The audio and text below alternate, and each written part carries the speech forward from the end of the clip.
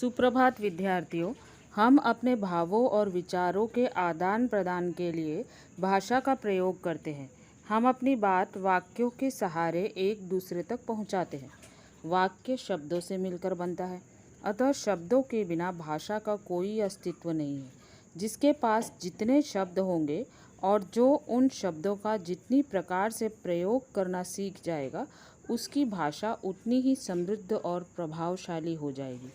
हिंदी में अनेक प्रकार के शब्दों का प्रयोग होता है, जैसे तत्सम शब्द, तद्भव शब्द, विदेशी शब्द, उपसर्ग, प्रत्यय, कृदंत शब्द, तद्धित शब्द आदि। आज हम उन्हीं को समझने का प्रयत्न करेंगे। सबसे पहले पढ़ते हैं तत्सम शब्द।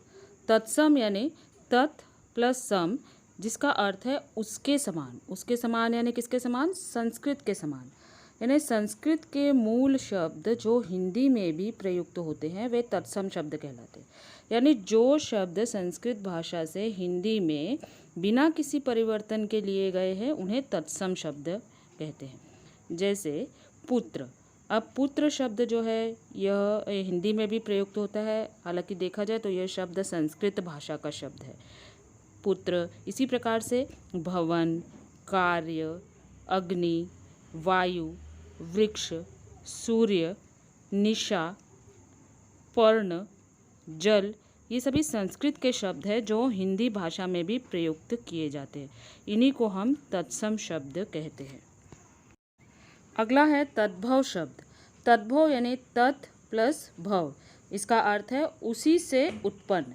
यानी किससे उत्पन्न? संस्कृत से जो शब्द उत्पन्न हुआ है। यानी जो शब्द कुछ रूप बदलने के बाद संस्कृत से हिंदी में स्वीकार कर लिए गए हैं उन्हें तद्भव शब्द कहते हैं। यानी तत्सम शब्द में डायरेक्ट संस्कृत का शब्द ही हिंदी भाषा में आता है, परंतु तद्भव शब्द उन्हें कहा जाता है जो संस्कृत का ही शब्द होता है, परंतु कुछ उसमें बदलाव होने के बाद उसको हिंदी भाषा में स्वीकार कर लिया गया है, उन्हें हम तद्भव शब्द कहते हैं।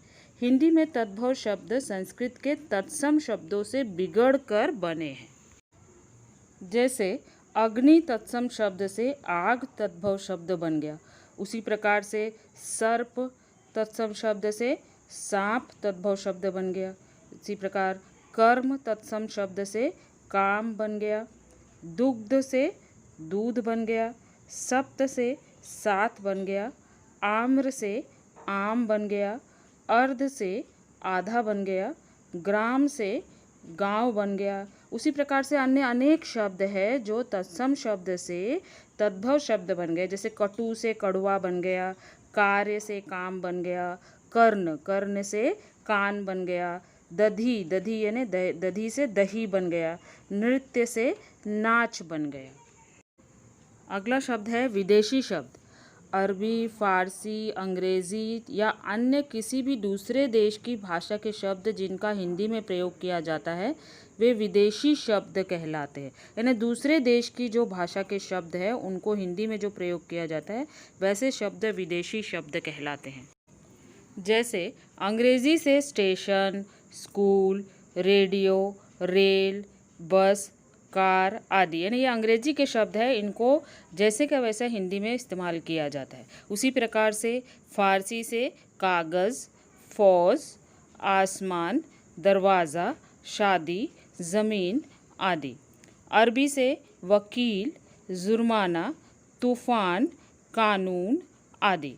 तुर्की से कैंची, जुर्माना, तूफ़ान आदि। उपसर्ग ऐसे शब्द जो मूल शब्दों से पहले जुड़कर नए शब्द की रचना करते हैं तथा शब्द के अर्थ को बदल देते हैं उन्हें उपसर्ग कहते हैं। यानी जो शब्दों के पहले जुड़ते हैं उनको और उससे शब्द के अर्थ में परिवर्तन आ जाता है उसको हम उपसर्ग कहते हैं। जैसे उदाहरण देखिए, आमरण। आमरण से आ और मरण, यानी आ या उपसर्ग जुड़ने से मरण शब्द के आरंभ में आ जुड़ा है और वह जुड़ने से मरण का अर्थ परिवर्तित हो गया है। आमरण, मरण यानी मरना, आमरण यानी मरने तक। उसी प्रकार से पराजय। पराजय में परा जुड़कर, जय शब्द में परा जुड़कर ये नया शब्द बना है पराजय। उसी प्रकार से अवगुण, अवगुण में अव शब्द जुड़कर गुण, यानी गुण और अवगुण, ये इसके विपरीत आर्थिक शब्द बन गया है।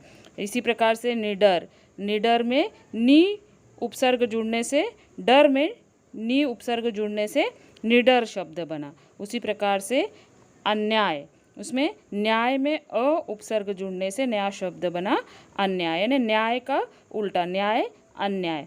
डर का उल्टा डर निडर।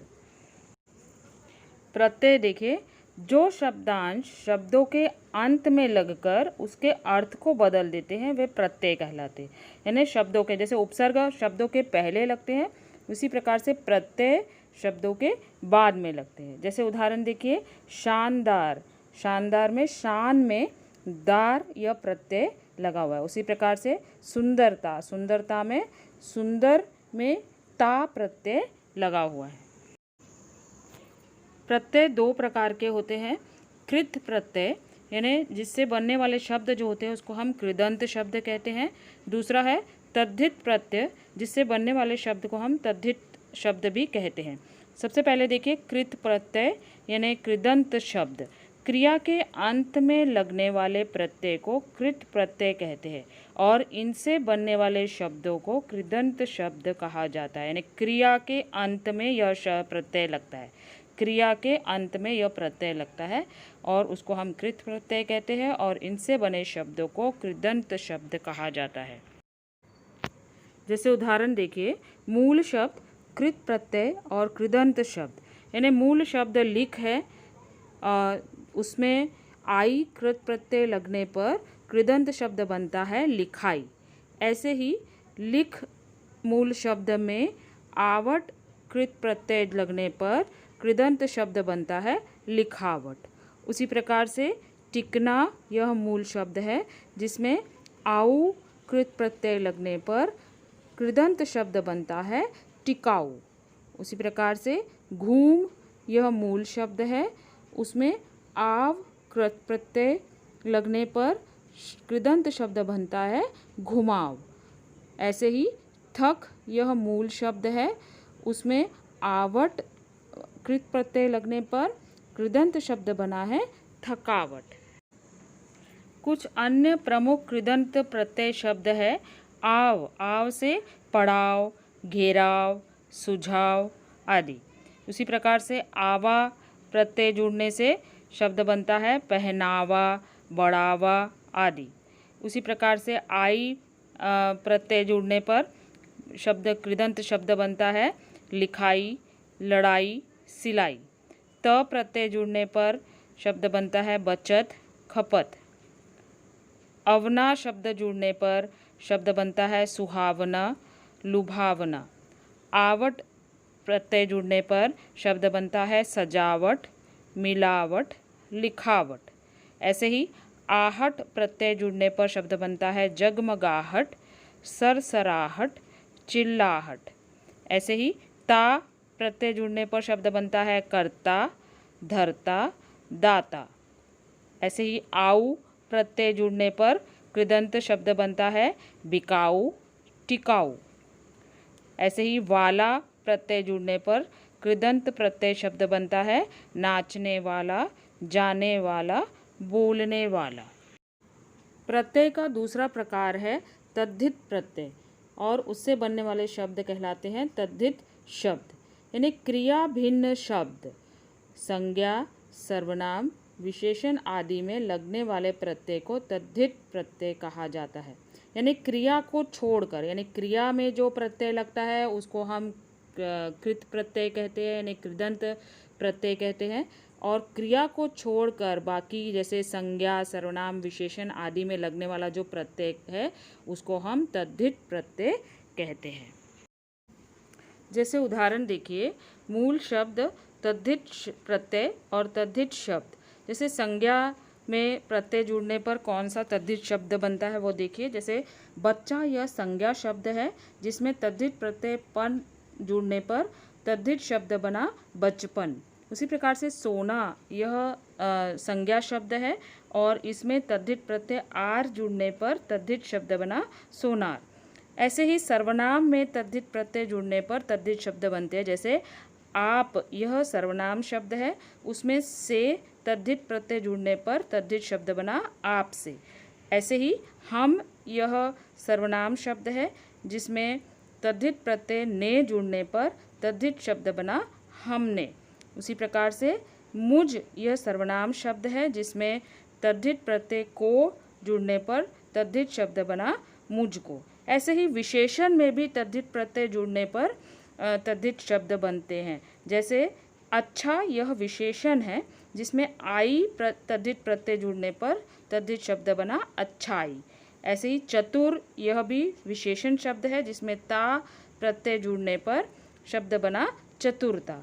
ऐसे ही खुशी खुश यह विशेषण शब्द है जिसमें ई तद्धित प्रत्यय जुड़ने पर तद्धित शब्द बना खुशी। तो ध्यान रहे विद्यार्थियों कि क्रिया के अलावा संज्ञा, सर्वनाम, विशेषण में लगने वाले प्रत्यय को हम तद्धित प्रत्यय कहते हैं और इनसे बने शब्दों को तद्धित शब्द कहा जाता है।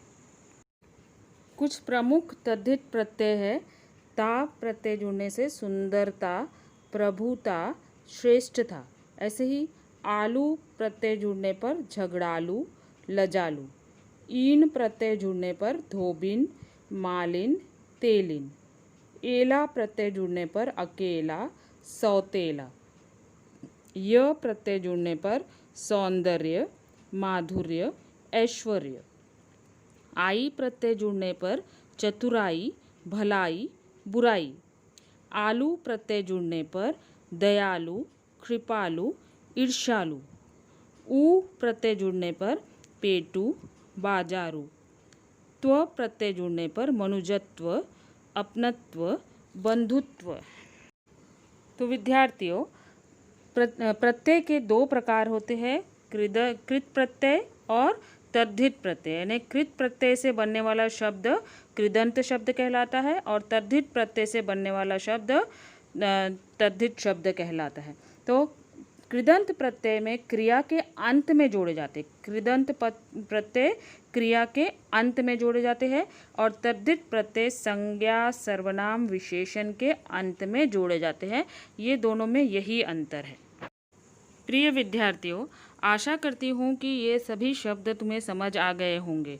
समझाए गए शब्दों को अपनी नोटबुक में उदाहरणों सहित लिखिए। धन्यवाद।